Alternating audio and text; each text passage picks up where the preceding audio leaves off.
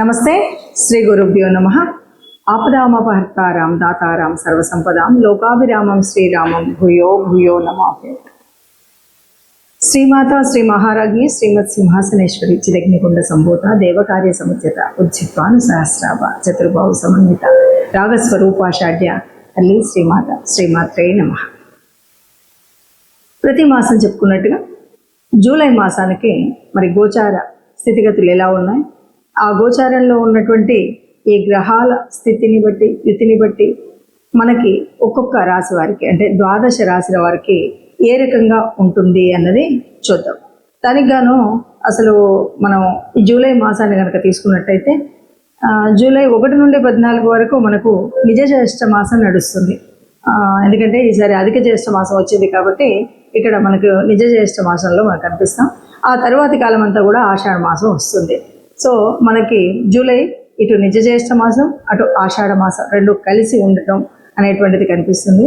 దీంతో మనకు మారుతున్నటువంటి కాలగతులు కూడా మారుతాయి. ముఖ్యంగా అయనం కూడా మారేటువంటి పరిస్థితి మనం ఈ మాసంలో చూస్తాం. అంటే ఉత్తరాయణ కాలం నుండి దక్షిణాయన కాలంలోకి మళ్ళీ మనకు సూర్యుడు ప్రవేశించేటువంటి సమయం ఇందులో కనిపిస్తుంది. మరి ఇలా ఉన్నప్పుడు ఈ మాసానికి గాను గ్రహాలు ఎలా ఉన్నాయి అని కనుక మనం చూసినట్టయితే కుంభరాశిలో రాహు ఉన్నాడు, అలాగే మీనంలో శని, ఇవి దీర్ఘకాలికంగా ఉంటున్నటువంటివి. అలాగే మేషంలో కుజుడు ఉన్నాడు, దాదాపు 15 తర్వాత వృషభంలోకి మారుతున్నటువంటి పరిస్థితి. ఇక మిథునంలో బుధుడు రవి, అలాగే మరి కర్కాటకంలో గురు శుక్రులు. ఈ గురు శుక్రులు ఇద్దరు ఉన్నటువంటి దాంట్లో నుండి మరి 15 తర్వాత శుక్రుడు మళ్ళీ సింహరాశిలో కలవడం అనేటువంటి జరుగుతుంది. సింహంలో కేతువు ఉంటాడు. ఈ రకంగా మనం ఒక రకంగా చూసినట్టయితే కుంభం నుండి కేతు వరకు, కుంభం నుండి దాదాపు సింహం వరకు రాహు కేతుల మధ్యలో ఉంది. దీన్ని మనము కాలసర్ప దోషం కింద కూడా గమనిస్తూ ఉంటాం. ఈ కాలసర్ప దోషం అంటే ఎప్పుడైతే అన్ని గ్రహాలు కూడా అంటే అన్నీ కూడా రాహు కేతువుల మధ్యలో మిగతావన్నీ ఉన్నప్పుడు తప్పనిసరిగా ఈ సమయంలో పుట్టిన పిల్లలందరికీ కూడా రాహు కేతువుల మధ్యలో ఉంటారు కాబట్టి మనకి సర్పదోషం అనేటువంటిది ఒకటి ఏర్పడుతుంది అన్నటువంటిది అందరికీ తెలిసినటువంటి విషయం. ఇక ఇప్పుడు మరి ఈ మాసానికి ఫలితాలు ఎలా ఉన్నాయో చూద్దాం. దీనికి అంటే మనం ఒక ద్వాదశ మాసాలకు కనుక చూసే ముందు ఒక మాట చెప్పుకోవాలి. ఎందుకు అంటే అసలు ప్రతి మాసంలో నిజంగా మా గతి మారుతుందా, మా స్థితి మారుతుందా అనేవాళ్ళు అనేకం కనిపిస్తూ ఉంటారు. నిజంగా గతి స్థితి మారుతుందా అంటే ఇది దేని మీద ఆధారపడుతుంది అంటే గ్రహాల యొక్క గతులను బట్టి, గ్రహాల యొక్క యుతిని బట్టి, గ్రహాల యొక్క స్థితిని బట్టి, దృష్టిలను బట్టి మార్పు అనేది అయితే ఉంటుంది. అయినా ఇవి ఎంతవరకు ఉన్నా ఈ కోటాను కోట్ల ప్రజల్లో కొంతవరకే ఈ పర్సంటేజ్ కనబడుతూ మిగతాది, ఎందుకంటే మనం చెప్పిన తర్వాత మీరు అన్నట్టుగా కొంత కనిపిస్తుంది కానీ ఇంకా అంతా అయితే కనిపించట్లేదు అంటుంటారు. అంతా కనిపించాలి అంటే తప్పనిసరిగా చేయవలసినటువంటి పని ఏంటి అంటే తప్పనిసరిగా మీ జన్మజాతకాన్ని మీకు వీలైన చోట వీలైన వాడితో చూయించుకోవడం అనేది మంచిది.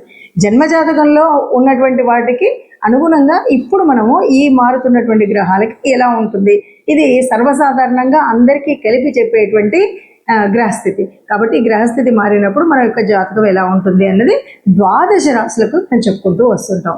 ఆ విధంగా ఇప్పుడు ఒక్కొక్క రాశికి మనం తెలుసుకుందాం. తదుపరి రాశి తులారాశి. తులారాశి వారికి 2026 జూలైలో ఎలా ఉంటుంది అని చెప్తే గనక మనకి పంచమంలో రాహు ఉన్నాడు, షష్టమంలో శని ఉన్నాడు, సప్తమంలో కుజుడు ఉన్నాడు, అలాగే నవమంలో బుధ రవులు, దశమంలో గురు శుక్రులు, నవమంలో కేతు ఉన్నాడు. మరి ఇలా ఉన్నటువంటి వాళ్ళు తర్వాత మరి ఈ మాసంలోనే రెండవ అర్ధభాగంలో కొన్ని మార్పులు అయితే ఉన్నాయి. కానీ మేజారిటీ ఆఫ్ ద గ్రహాలు ఇందులో ఉంటాయి కాబట్టి ఓవరాల్గా మనకి ఎలా ఉంటుంది అని మనం చూసినట్టయితే మాసం అంతా కూడా అష్టమ కుజ సంచారం నెలంతా ఉంది. కాబట్టి ఏం జరుగుతుంది, అష్టమం అంటేనే ఆరోగ్యం కాబట్టి అనారోగ్య పరిస్థితులు బాగా కనిపిస్తాయి. అలాగే ఆలోచనలు కూడా సరిగ్గా ఉండవు, అడ్డదిడ్డంగా ఉంటాయి. ఏవేవో చేయాలనుకుంటున్నామో అది చేయలేకపోతాం, అనుకున్న పని సాధించలేకపోతాం. కాబట్టి చాలా జాగ్రత్తగా ఉండాలి. ఇందుకు మనం చేసుకోవాల్సింది ఏంటి అంటే తప్పనిసరిగా కొద్దిగా మానసికంగా ఉండడం కోసం ఏ యోగా లాంటిదో చేసుకోవడం అనేది మంచిది. ఇక వృత్తి ఉద్యోగాలందరూ తప్పనిసరిగా వృత్తి చేసేటువంటి వాళ్ళకు ఒత్తిళ్లు పెరగడం అనేది బాగా కనిపిస్తుంది. ఒత్తిడిని తట్టుకోవడానికి కూడా కొద్దిగా మీకు యోగా సహకరిస్తుంది.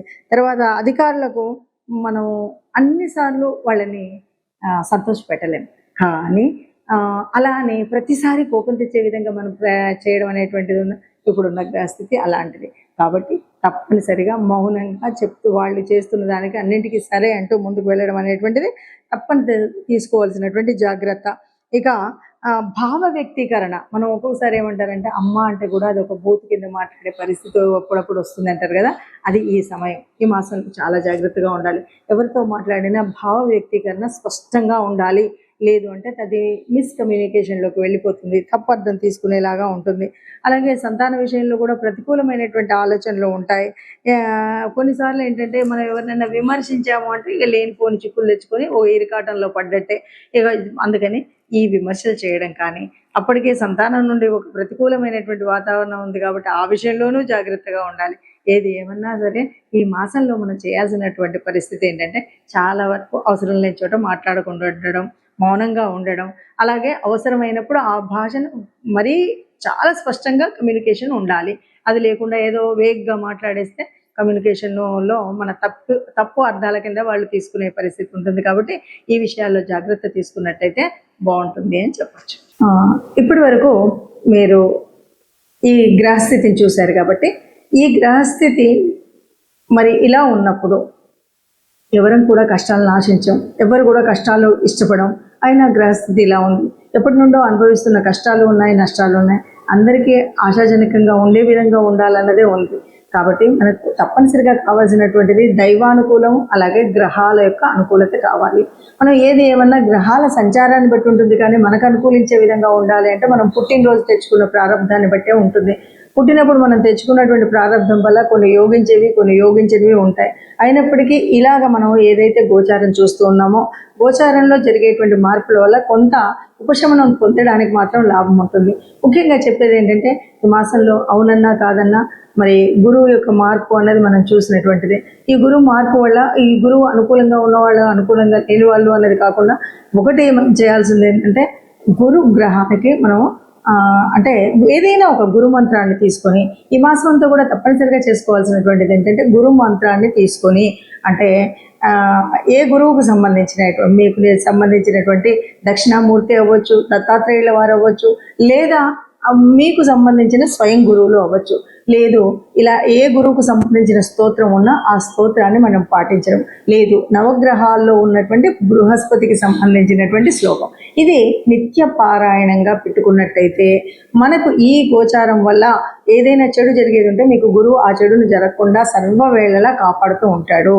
ఇక రెండవది, లేదు గురువు అనుకూలంగా ఉన్నాడంటే జరిగే మార్పుల్లో, మంచి మార్పుల్లో ఇంకా మంచి జరుగుతుంది తప్ప మీకు ఎట్లాంటి నష్టం ఉండదు. కాబట్టి ఈ గురువుకు సంబంధించినటువంటి ఈ విషయాలు చేయడమే కాకుండా ఇంకా గురువు యొక్క అనుగ్రహం పొందాలి అంటే తప్పనిసరిగా మరొక మార్పు చేసుకోవాల్సింది, ఎవరైనా వృద్ధులు ఉన్నటువంటి వాళ్ళు, అంటే తండ్రి సమానులైనటువంటి వయసు ఉన్నటువంటి వాళ్ళు, అంటే వృద్ధులకు సహాయం చేయడం, సహకరించడం అనేటువంటి విషయాలు ఉంటాయి కదా, ఇవి కూడా చాలా వరకు గురు గ్రహం యొక్క సంతృప్తిని, గురు గ్రహం యొక్క అనుగ్రహాన్ని పొందడానికి వీలైనటువంటి అంశాలు. కాబట్టి ఆ రకంగా చేసుకుంటూ వెళుతూ ఇక మనం ఒక్కొక్క గ్రహంలో ఉన్నటువంటి మార్పులు చేర్పులు ఉన్నాయి కాబట్టి వాటిని అనుసరించుతూనే వెళ్ళాలి. ఏదేమన్నా సరే రాహుకేతువుల మధ్యలో నలిగిపోతున్నటువంటి గ్రహాలన్నీ ఉన్నాయి.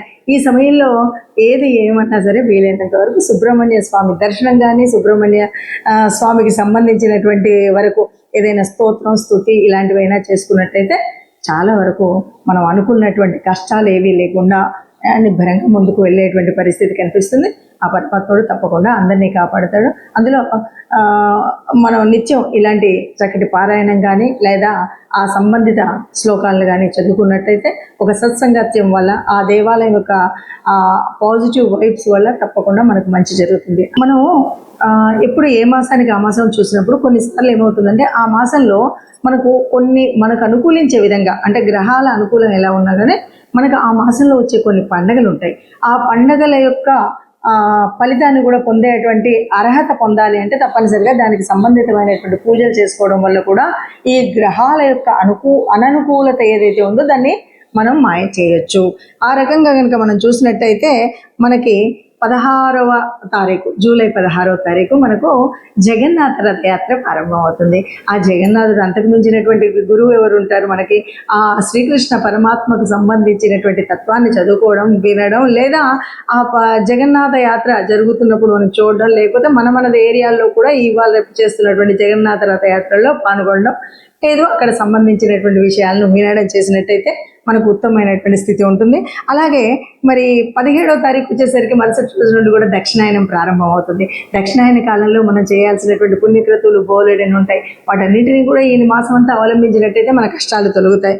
ఇంకా ముఖ్యంగా తెలంగాణ ప్రాంతంలో ఉన్నటువంటి భక్తులందరికీ కూడా మనకు తెలిసినటువంటి విషయం, ఈ జూలై మాసంలో ఆషాఢం ప్రారంభం అవ్వగానే మొదటి బోనాల పండుగ వస్తుంది. బోనాల పండుగ ఎవరికి చేస్తాము అంటే ఆ పరాత్పరేశ్వరి అమలగన్న అమ్మకి చేస్తూ ఉంటాం. కాబట్టి ఆ తల్లిని తెరవడం కూడా ముఖ్యము అనే విషయాన్ని మనం గ్రహిస్తే కనుక బాగుంటుంది. అలాగే ఈ నెలాఖరు చివరికి 25కి వచ్చేసరికి తొలి ఏకాదశి ఉంటుంది. తొలి ఏకాదశి వచ్చింది అనగానే ఆ సర్వజగన్నాథుడైనటువంటి రక్షకుడైనటువంటి ఎవరైతే ఈ మనకు తెలుసు త్రిమూర్తులలో ఎవరైనా సరే బ్రహ్మ సృష్టిస్తే మరి విష్ణువు ఎప్పటికప్పుడు రక్షిస్తూ ఉంటాడు. రక్షణ కార్యం చేసేటువంటి ఆ విష్ణుమూర్తిని ప్రార్థించేటువంటి సమయం మనకు తొలి ఏకాదశి. ఏకాదశులన్నీ కూడా విష్ణుమూర్తికి సంబంధించినప్పటికీ తొలి ఏకాదశి రోజు స్వామిని ప్రార్థించినట్టయితే మనకు ఏ రకమైన కష్టాలు ఈ ఒక్క నెలే కాదు, రాబోయే 6 నెలల వరకు కూడా మనం అన్నింటి నుండి హాయిగా ఉండగలిగేటువంటి గ్రహస్థితి మనకు ఉంటుంది అని చెప్పుకోవచ్చు. అందరం బాగుండాలి, అందులో మనం ఉండాలి. జై శ్రీరామ్.